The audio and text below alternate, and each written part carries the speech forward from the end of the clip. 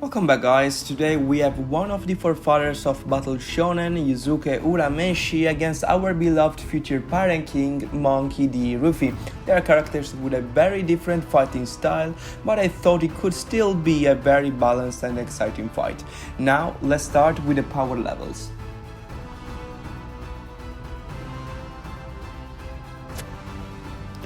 At the beginning of the series, Yusuke manages to defeat an entire group of thugs by himself, demonstrating strength and resistance superior to those of an average human being. But it wouldn't be enough to beat an early Luffy, who easily defeats a fast character like Kuro and a physically strong one like Don Krieg.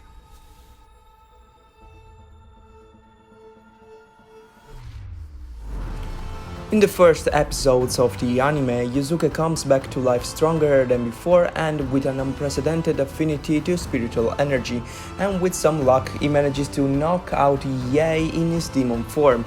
On the other hand, Luffy, after defeating Arlong, crosses the Grand Line with more mastery over his Devil Fruit powers, increasing the gap that separates them.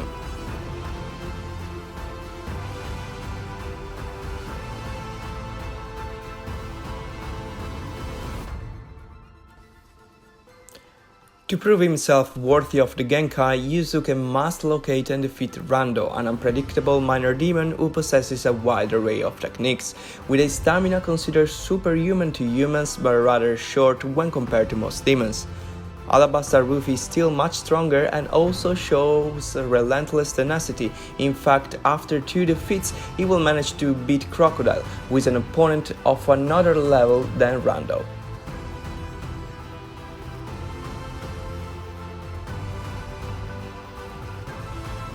After training with Genkai, Yusuke develops a good control over spiritual energy and is now able to confidently use Raygun, a powerful energy attack that allows him to fight at a medium to long range.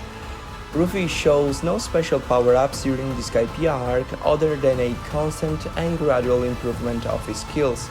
If I have to judge the outcome of this fight by the feats of the 2 protagonists, I will say that Luffy is still superior, giving Enel's clear superiority over Suzaku.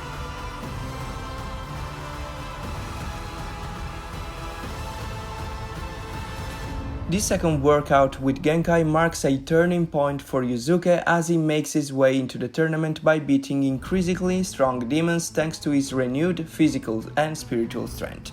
During the Enies Lobby saga, Luffy shows an impressive improvement on his physical strength even before having to resort to Gear 2nd.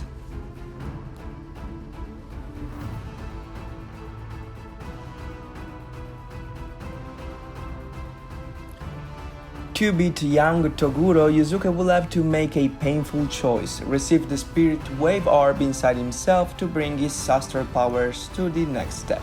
This last legacy will give Yusuke a gigantic spiritual power.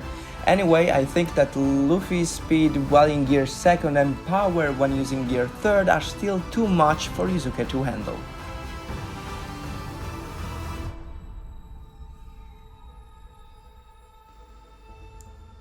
Luffy, traveling from island to island and facing one opponent after another, constantly increases his fighting skills. During the entire span of Ace's rescue, Luffy demonstrates a more prolonged endurance in his fights. If we add to this his incredible willpower and Ivankov's hormonal boost, we have Luffy in his strongest version before entering the new world. Despite this round goes to Yusuke, who once released all his astral powers, beats Toguro, unleashing a large-scale destructive power.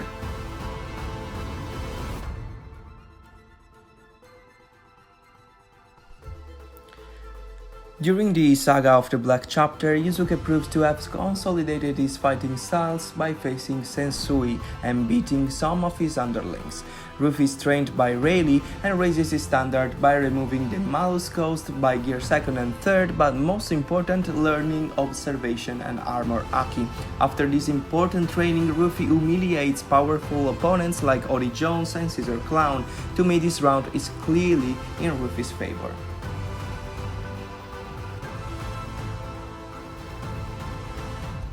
After his second death, Yusuke comes back to life, awakening the demonic part within him, and is now considered an S-class demon, capable of outperforming a sacred warrior like Sensui. And just the physical confrontation of these two has a devastating impact on the surroundings. I decided to compare this Yusuke to Nightmare Luffy that on a purely physical level could defend himself very well from the demon.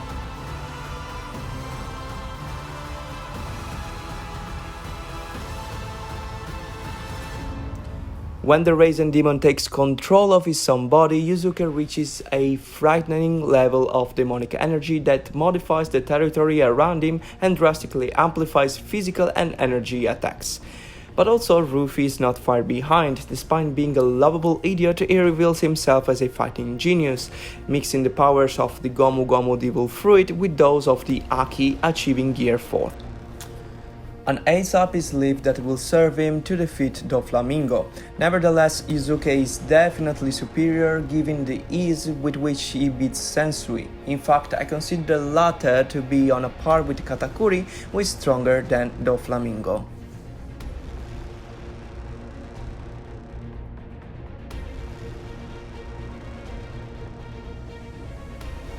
To beat Katakuri, Luffy will develop a variant of Gear 4th, which is much faster than the previous one. It will also further improve the observation Haki, obtaining a sort of foresight of a few seconds.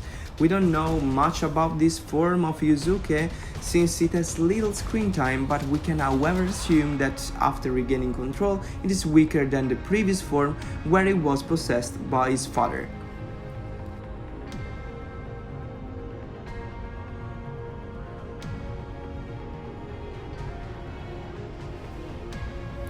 Here we have Luffy facing head-on the Emperor Kaido, and even if it doesn't get much results, proves that in base form he has now reached a new level of strength thanks to Ryo Haki.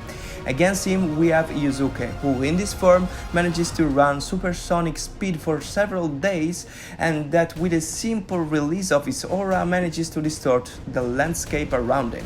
This Yusuke will equally fight against Yomi, one of the candidates to become King of Hell. Base form Luffy has no chance against Yusuke here.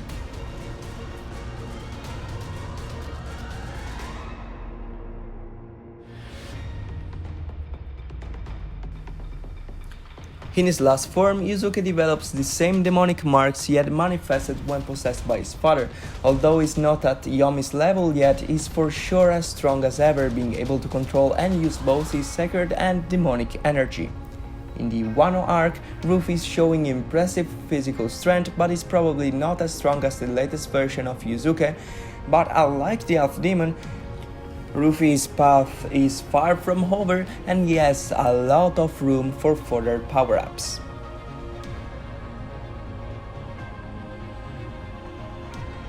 There we go guys, let me know your thoughts in the comment section and subscribe for more content. AnimeArena is out. Bye.